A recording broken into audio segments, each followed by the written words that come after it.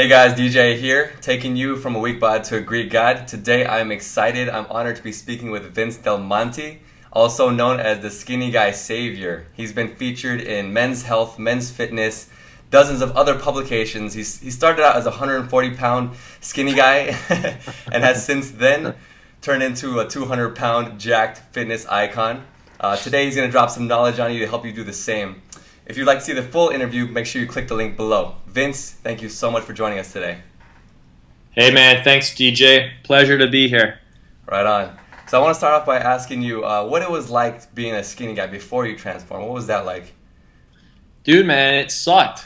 I honestly have stories of when I was like 13 years old and I used to play soccer, and I'd come home from the soccer field and I'd look at my forearms and I would literally, like, I'm not kidding you, I would cry. And I would literally bawl my eyes out and I would scream. I'd literally scream at God, believe it or not. And I would yell at him and I'd be like, why did you make me so skinny? I hate it. You know, after a soccer game, I would, you know, the guys would take their shirts off and I was embarrassed. And, yeah.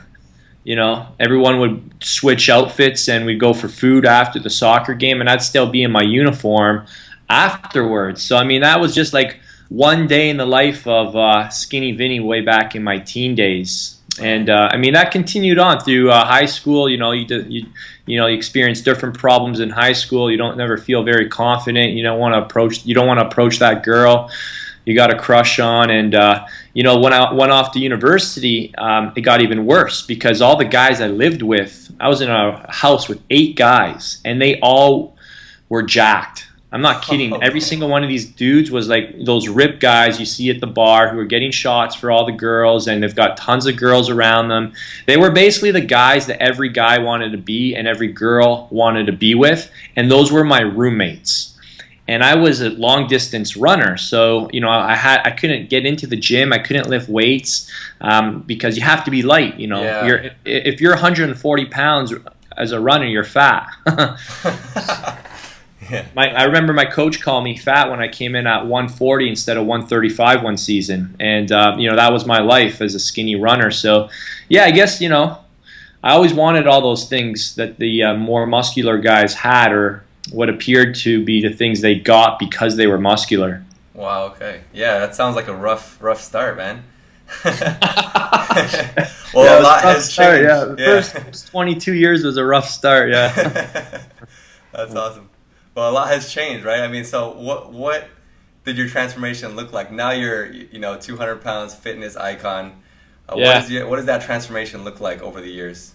Yeah, I should first say I don't look like I'm 200 pounds right now. I actually had elbow surgery recently, and I haven't trained in over 4 months. I'm just getting back into the gym, so I'm starting to look like Skinny Vinny again after this little layoff, but that'll change very quickly. So, yeah, for me, when I was 22 years of age, I got into the fitness industry as a personal trainer. I got a degree in exercise science, but the only problem was that I didn't look like a personal trainer. Nobody wants to give their money to a skinny guy, so that was my first goal. I need to gain some muscle so I can actually, you know, start a career. Right. And the second reason was that my running eligibility was all over. I was done university, and for the first time in my life, I wanted to put all the same effort I put into running into the gym, and I wanted to see what's possible. How much muscle could I gain? So I actually found a mentor of all places at my church. He was a provincial level bodybuilder, natural. And this guy was in his 40s, but he looked like he was in his 20s. And I kind of seeked him out as a mentor, and he started me on my path, my muscle building journey. And within 6 months, 24 weeks to be exact, I gained 41 pounds of muscle. I went from 149 to 190, May 4th, 2002 to October 26, 2002. So I took before and after pictures, and that was my introduction into the world of bodybuilding. Wow, that's incredible. And why was it so important to you in that time to change? Like, given that opportunity, you were done running. Why was your health and fitness like important? Why transform? Yeah, I mean, I think there was a lot of externals and there was a lot of internals. So, Externally, I needed to start making money. I just graduated university and I needed to get clients. So there was those practical things. I wanted to start making a name for myself as a personal trainer, and I wanted to grow this personal training business. And internally, I've always found my identity as a very successful long distance runner. I mean, Right. I took running to the national level when I was a triathlete. I went to the World Triathlon Championship, so I was very good at running, and that's kind of like how I survived my high school and my university days, because I'm like the skinny guy, but at least I was good at running. People are like, "Oh, he's a runner. He doesn't have to be muscular." So I found my identity in running, and when running was over, I was like, "Now what do I do?" So I guess. To answer your question, I was searching a new identity, so to speak, and becoming that former skinny guy to now muscular guy. That became my new identity, and So does that make sense? It totally makes sense. I mean, that's probably some of the hardest things that you got to do when you're first transforming. When you're starting out, you're really really tied down to your old identity of who you used to be. You were so ingrained with that running identity, and it was something else that you wanted. And a lot of guys struggle because they're not able to let go of their old identity, right? You got it, man. What's the biggest frustration or challenge that your clients that you see that are struggling to put on muscle? What's their biggest challenge? Staying focused. I think staying focused, especially now with the internet. See, when I got started, you had magazines. Right. And there was conflicting advice in the magazines, but the internet wasn't really big 10 plus years ago. Now you've got YouTube, you've got Facebook, you've got blogs, you've got bodybuilding sites, it's so confusing. I feel for guys now. Back when I was 22, I had my mentor at my church. He told me not to read the magazines. He told me to listen to him. So I was taking advice. Imagine you landed from Mars and you didn't ever get exposed to anything on the internet. You didn't get exposed to any magazines, and you came to me and you said, "Vince, I need you to help me build muscle," and you only took my advice, and I was someone you felt like you could trust and that looked the part. What kind of results do you think you would get? Freaking awesome results, yeah. And so I think one of my biggest advantages was that I was able to stay focused on one person's advice. So today, you got guys, they got what I call too many chefs in the kitchen. Yeah. And when you've got too many chefs in the kitchen, you can never bake a good recipe. So these poor kids, they're listening to one YouTube channel, then another YouTube channel, then they're trying to figure out this guy's Facebook status, and then another guy's blog post, and they're confused. So they get paralyzed and they don't take action. So I think that's the biggest frustration and challenge for a lot of my people that follow me online, people that follow my muscle building advice, because I know they're being exposed to other people's, and there's nothing wrong with that, but that becomes a challenge for many people. Yeah, and a lot of times there's conflicting information, right? I mean, do you train for strength, train for size, train for fat loss? There's just so much. Different methods to do the same thing. Yeah, my friends, John Barber, I think he came up with this term called goal hijacking, and that's a problem these days because you have this guy who starts off with a goal to build, wants to gain 10 pounds of muscle. The next thing you know, he's messing around with kettlebells. He's messing around with CrossFit. He's into all these things that never really supported his original goal of just gaining 10 pounds of muscle, which can be achieved with hypertrophy style training methods. Yeah. So I guess you get chased. You kind of start chasing this rabbit hole, and we all know that rabbit holes lead you nowhere. Yeah, just the bottom pit of darkness. Right. Yeah, it's skinny darkness. Yeah. So with all this information out there, what made the biggest difference for you? So say there's a whole bunch of crap that's everybody ignore all that crap. What made the biggest difference for you during your transformation that they can implement? Become a task completer. So what I mean by that is finish the program you're on. See something through to the end, as opposed to program hopping and always chasing the next red shiny object. Become a task completer. And I think there's so much value in the workout that's right in front of you. They always, you've heard the saying, the best workout is the one that you follow. The best diet is the one that you follow. I've even heard Drew Canoli say that what's the best blender? He goes, the one that you use. Exactly. Yeah, right? I love that. And yeah. so I think guys need to take the program they're on and focus on learning from doing. Not by talking about it and not by debating about it. There's so many people on the internet, I won't name any names, but they're honestly just wasting people's time by leading people in these debates that get no one nowhere. It's just basically classroom stuff. So I always tell people to learn from doing, and if you've signed up for a 4-week program, finish it. If you bought a 12-week program, finish it. And then you'll gain so many new insights from actually applying. So that's very, very wise words of wisdom right there. I mean, that's exactly what it is a lot of times. I mean, everything will work. You just got to stick with it, right? I mean, a lot of times. Right, you have to make the program. Programs don't work. You have to make the program work by applying hard work, consistency, effort, etc. So. Totally. So, are you currently working out? You're not working out, right? Well, I started 4 weeks ago, so I was off for 16 weeks because of an elbow surgery, and I've been working with weights for 4 weeks now, so I'm basically just working up my work capacity again. Back to it. Yeah, what does that look like, recovering from an injury? That's a great question. So for me, it's full body workouts 3 times a week, and each full body workout, each full body workout is different exercises, different rep schemes, and it's periodized over 4 weeks. So I actually have a coach who's going to take me to my next to my next photo shoot. So we're starting off, in phase 1, and every phase is 4 weeks long. So there's some lessons that can be learned from here. So each week changes in rest periods. So oftentimes, the rest periods are coming down. The tempo, which is basically the lifting speed. The lifting speed is often increasing, so we're putting more time under tension on our muscles.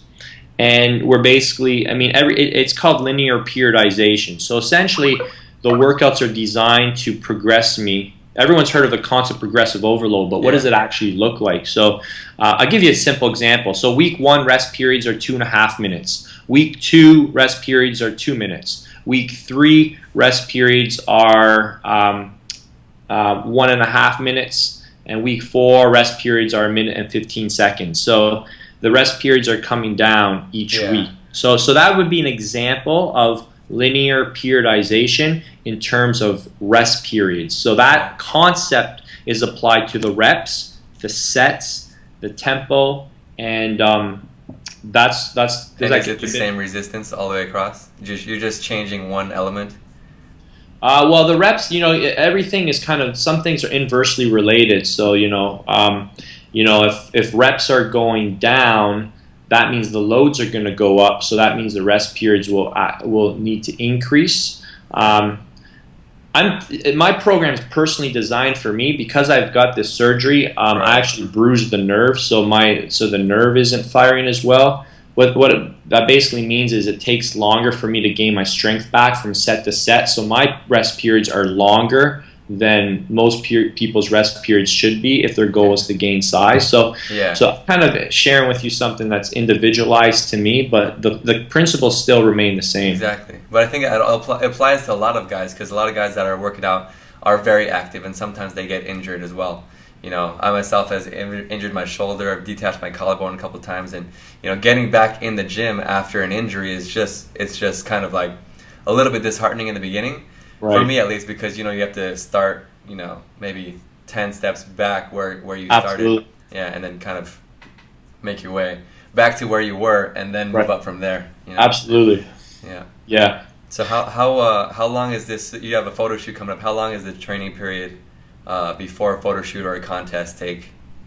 Okay, well, for me, I've set a goal for myself. This is the first time I've ever had surgery, so it's hard to exactly say, but my goal is at the end of September. So, the first 2 phases of my program, the first 2 months is to get rid of all the fat that that I gained, pretty much blowing my diet for 4 months. Yeah. I wasn't very motivated to eat clean, I'll be honest, when I was on the couch, not able to do much. So, so month 3 and month 4 will be designed around gaining size. So first 2 months lose the fat, next 2 months gain the size. So probably sometime around the end of September. I'm actually supposed to photo shoot with my business partner Ben Pikowski after he competes at the Mr. Olympia contest in Las Vegas. So I mean, I've got to put myself out there to really make some fast gains. So every workout counts. So that's how you guys get goals, people. Set hard deadlines for yourself. Yeah, and talk about surrounding yourself with like-minded people. You know what I mean? Oh my gosh! I mean, I'm blessed to have one of the, I think, top 6, top 7 bodybuilders in the world as one of my closest friends. So I mean, to be around that much muscle. It's funny actually. Ben and I went to university together 10 years ago as well. This was before he was Big Ben, but yeah, it's another story for another interview. Supplements. What about supplements? What do you think of supplements? Which ones do you take? Do you take any? Do you avoid any? Well, why don't, since we're in Skype and we're on my we're in my kitchen, how about I show you firsthand? This wasn't planned at all, by the way, guys, but I'll show you. I mean, this is my cupboard. I mean, in terms of powders. Oops, did something cut out? Yeah. Oh, there we go. So, I mean, in terms of powders in here, I mean, I've got everything from greens powder to BCAAs to creatine to protein powder to carb powder to what else we got in here? Superfoods. I mean, I've got pretty much everything in here. Some pre-workouts. So I want to put this in context. So can you see this? Can you see what I'm showing you? Yeah. Okay. Because I just got the little window open. I'll show you the other cupboard here. I see it on the countertop here. Actually, you know what? I'm gonna just set this up so you can actually see. Here's my blender. Oh, here, check this. Just so you know, I mean, that was just freshly made this morning. There's one of my greens, actually I have more of a Reds muscle cramping reliever drink, and then here's all more of the pills and everything. So I got everything in there from. I mean, it looks kind of like a supplement store, right? Yeah. I mean, I got everything from vitamin D, zinc, magnesium, fish oils, multis, HCl, carnitine. I mean, I'm right now, I pretty much throw everything at my body in phases when I have a goal that needs that. So I just sit down and regroup here. My philosophy around supplements is that you need to focus on, there are supplementary, and they should be focused on treating your weakest link. If you're only as strong as your weakest link, so if there's a deficiency in your body, then that's going to set you back. So I personally get my blood work done twice a year, and I found that things like vitamin D, magnesium, zinc, HCl would be beneficial for areas that I'm trying to improve. So your supplement protocol needs to be personalized to you, not based on what you see in the magazines, not based on even what I tell you to take, because what I'm taking might not be necessary for you. And then I'd also love the little phrase which I came up with, if it fits your budget. Because the truth of the matter is I'll be honest, is like a couple of my friends own supplement companies, so they send this stuff to me for free. So you might be thinking, holy cow, I can't afford all that. And you don't need to. It's just one of the perks of being in the business. So most of this stuff I get for free, and a lot of this stuff, because I'm certified through Charles Poliquin, I get at a wholesale price. So I just like to be transparent on when people see all that, like, holy crap. And I want to also be transparent in that when I got started in the fitness industry, I only knew about 3 supplements, so multivitamin, fish oil, and protein powder. And when I did my first transformation, that is all I used. So I don't want people watching this thinking that, holy crap, Vince has got these great results because he's got all these supplements. Not true. I had no supplements except those 3 basic ones when I first got started. So I'm a huge believer in supplements based on those things that I was just mentioning. So your transformation in the beginning from, really skinny guy to 180, 190 pounds, You did that without any supplements, basically, with only fish oil, with only a vitamin and whey protein powder. And then to get to, an even higher elite level, then you started taking other different things. Is that what I'm saying? Over the years, I've really evolved my knowledge, and I believe in always be learning. So, for me, when I compete, that was another question you asked, how long does it take to compete? It's typically a 12 to 16 week preparation. Depends on how lean you are coming into the contest prep. Yeah. So, but when I do something, I like to put everything into it. So if I have the means to do so, I'm going to do it. Mm-hmm. So I look at my body like a Ferrari, and if I'm going to drive a Ferrari, I want it to have the highest quality fuel, and I want it to be able to perform at its highest performance capabilities. So why do I take all these supplements? Because they give me an edge. Do they give me a huge edge? It's sometimes hard to say, but what I can tell is that when I don't take them, I notice a difference. And I'll give you a little example. A lot of people say branched chain amino acids are bro science, and there's no really substantial science to support them in people that are already taking in a substantial amount of protein. So if you're taking in a lot of protein a day, they'll tell you that BCAAs are bro science and they're redundant and they're a waste of money. You'll hear this all over the internet. Mm-hmm. And I thought, okay, fair enough. But what actually happens when I take BCAAs? What I've found is that I recover faster and I have less muscle soreness. Yeah. So for me, I don't really care what that camp says because I've learned from doing. I've actually tested out for myself, and I've experimented with them and without them, and I get better results with them. So I don't need 35 different science papers to tell me they're a waste of money, because I actually have a different experience, and I share that openly with my people. Right. I'll say, yeah, the science is kind of, it's not rock solid. However, it's something certainly worth trying because a lot of other people have a similar experience as me. So my philosophy is to learn from doing, not from talking about it, and not from debating. That's always been my stance. So I encourage people to apply that to, every decision they make fitness-wise. That's, words of wisdom right there. I mean, and it applies to everything, A lot of people are like, oh, how many calories should I eat? How much protein should I eat? How much sleep? How much rest should I have? How much recover? How many supplements? You got to just listen to your body, test things out, feel how they affect you and work, and then apply accordingly or change accordingly. I mean, that's right. Really what we preach is listen to your body all the time. Yeah, you're often always closer to the answers than anybody else. Yeah. Yeah. You know your body your best, or your body knows you. Yeah. A little bit earlier, you touched on pre-contest phases, and you're cutting down and then bulking up. Isn't it usually the other way around?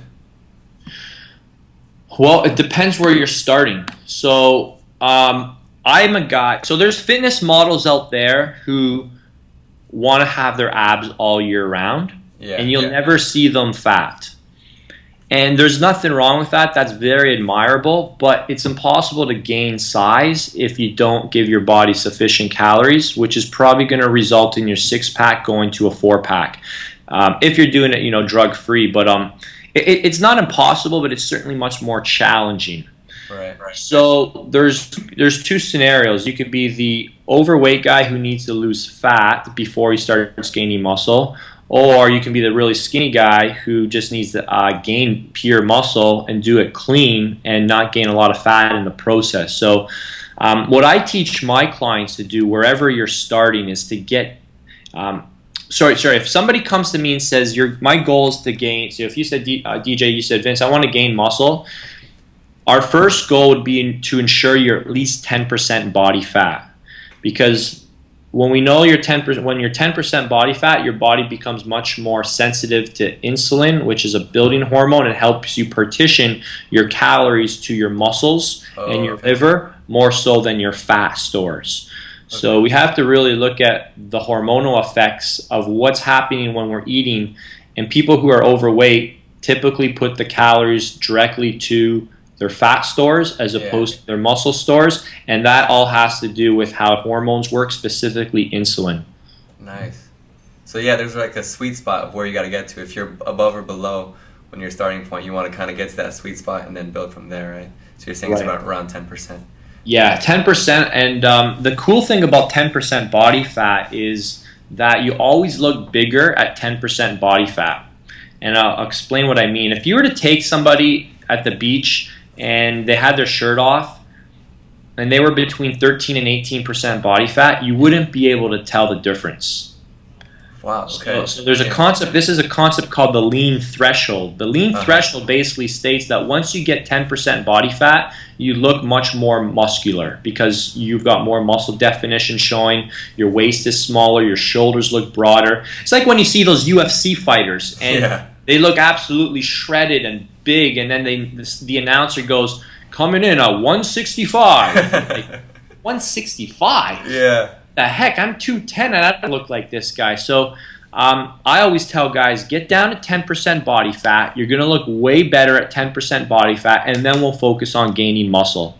But yeah, the eye can't distinguish between 13 and 18% body fat. It kind of just looks all the same. It's just soft and it's just a big soft mess. Yeah, that's a cool perspective because, you know, it's not necessarily about putting on 40 pounds of muscle. It's not really the number. It's really how you look. What is the biggest mistake guys make when they're trying to build muscle? You know, are they not eating enough? What's the issue here? That's usually not the issue. I think it has to do with what's happening in the gym. Actually, I don't think, I know, because I watch guys train, and the number one problem is guys don't create enough time under tension. So they basically don't stress their muscles to a point where that the muscle gets broken down and requires and needs to be rebuilt sufficiently. So here's an example. When you're lifting, this is the most important thing to understand before you start worrying about exercises and reps and sets and splits. That's all like later on. It's the first thing is let's learn how to lift. So learning how to lift starts off with learning how to control the weights. So how do we control the weights? We use a tempo, and a tempo is basically the speed that you perform each part of the movement. So there's 4 parts of every movement. There's the isometric at the bottom, there's the concentric where you lift, there's the isometric at the top, and there's the eccentric, the part where you lower it. Right. Without getting too complicated, the main take-home lesson is that you're lowering the weight slower than you're lifting. So let's say you're doing a bicep curl and it's taking you, 2 seconds to bring it up. It should take 4 seconds to lower the weight. Research has shown that the eccentric portion of the movement creates the most muscle damage, which is what we're after if we want bigger muscles. We want muscle damage. Wow, okay. So if you're neglecting the eccentric portion of the movement, you're wasting your time. So tonight when you guys go to the gym, focus on using a 4-second negative. Take 4 seconds to lower the weight when you're doing bench press. When you're doing your shoulder press, take 4 seconds to lower the weights. When you're doing your squats, take 4 seconds to go down to the bottom. And that in itself is going to make your workout immensely harder, and you'll be able to use lighter weights but with a harder workout, which is what we want, because then you don't put as much stress on the joints. So the take-home lesson here is that control and tension are the keys for muscle growth. That sounds grueling, actually. A 4-second down downward motion, man. I can't imagine. Yeah, so a lot of guys are not doing that in the gym. They're just throwing it up. Yeah, you're right. My coach has me doing 8-second negatives right now. Yeah. So you try doing. Most guys, they get the weight up and there's no control. You get look at me. I'm doing 3 plates and it's up. And it's like boom, right back down. Like you didn't control that for even half a second on the way down, which means the weights are controlling you. You're a football player and you're not a bodybuilder. So you really have to distinguish between weightlifting, which is just lifting weights, moving things from A to B. That's what pretty much 99% of people do in the gym. If you go there tonight, that's what everyone's doing. They're weightlifting. Or you can body build. You can build your body, and that requires contracting against resistance. And I'll give everybody a little thing they can try. Before you do any movement, you should be able to contract your muscles before you initiate the movement. So DJ, when you're doing a bicep curl, when your arms are down at your side, before you start to curl, I want you to contract your biceps, create tension in your biceps, before you even start to move the weight. If you can't contract your biceps without moving, then you're not going to be using them when you start to move, at least not as much as you should be. So same thing with the pecs. You lower the bar down to your chest. Before you just push it up, contract your pecs. Can you engage your pecs? Most people can't, which means the weight's too heavy. It's shifted to their shoulders and their triceps, and they're like, I can bench press 2 plates aside, but I've got a pancake chest. What's going on? So these are things that you need to start thinking about when you're lifting. And most guys, if you don't learn from someone who studied biomechanics or physics, you really don't have any clue on what, how force is actually created within the body. So.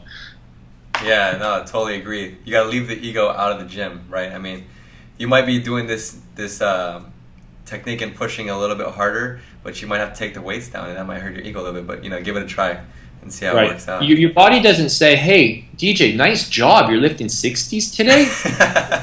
Last week, what was it, 55s? Nice. We're gonna give you some muscle this week because you're on 60s this week. Yeah. Your body doesn't work like that. It only understands tension, fatigue, control. So if you're not doing those things, you're really just like you said, you're building your ego, not your body. Yeah, exactly.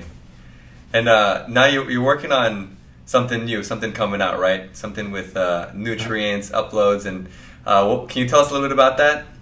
Yeah, man. Well, I've come to you guys to team up with you on a juicing product. Obviously, you guys are the masters in this area. You guys have, I think, the biggest following I've ever seen on Facebook for for anything, and it's for helping people with getting more nutrients into their diet really quickly and easily through blending, through juicing, and I've been a fan of this actually for years, and I've really brought this habit back into my life. I start every morning off with 18 to 24 ounces of some form of blended or some form of greens, primarily greens for me, to help promote alkalinity, which is basically a state your body needs to be in to build muscle and lose fat, and to help me recover faster from my workouts. So, we're putting together 101 juicing recipes, and they're designed to help you sculpt your body, shred fat, increase recovery. So that's a little project that I'm working on right now with your guys' help. And for those who don't know, that's how DJ and I met, and that's how I met Fit Life TV. Although I've been friends with Drew for years. I don't know if you knew that, but yeah, we just reconnected though. Nice. Looking forward to that. We'll keep you guys posted. Thanks, man. So, how has fitness influenced your life overall? You talk a lot about, Live Large TV, this kind of a different lifestyle that you had before. How has fitness and, being what you are now changed your life? Well, I think that fitness is a metaphor for life. And I always say, if you can achieve big things inside the gym, you can achieve big things outside of the gym. And, if you can achieve a really lean and muscular physique, there's no reason you can't, build the business of your dreams, or pursue the career of your dreams, or marry the girl of your dreams, or guy your dreams, and there's no reason you can't have the lifestyle of your dreams. So for me, fitness gave me the confidence to really apply the same things that I needed to become successful in the gym, discipline, consistency, hard work, focus, into other areas, my relationships with my wife, into my friendships with my buddies, into my online business, my relationships with my employees. So, this is really powerful stuff. And I think the gym is a great place to start because, it's an easy place to start. To deal with a relationship or a career, that might be a little overwhelming, but to start, eating healthy, to start exercising more, you see immediate benefits, and that gives you confidence. And then these things can trickle into all your other areas, and eventually not just trickle, but fill up, actually a way you do every other area of your life as well. It's very true. The discipline that you build by working out in the gym, by having your nutrition timed, clean, that dedication, it just overflows into the rest of your life and makes you more organized, makes you more driven, gives you that confidence, that to actually do the things that you want to do in life. Right, man. I mean, I think bodybuilding is great. I think any form of fitness is great. It creates, discipline, self-discipline. It teaches you how to get out of your comfort zone. It teaches the importance of taking action and not talking. And it really focuses on it gets you focused on, results, looking, Yeah. chasing after a specific end outcome. And these are traits you need to be successful in all areas of your life. So, obviously I'm not just a one-dimensional fitness guy. I feel Yeah. I've got more to offer young guys than just fitness. So, I married the girl of my dreams by the age of 30. While a lot Nice. of my buddies got caught up in the clubbing scene and are still in the clubbing scene, Yeah. I decided to, take a different path. And,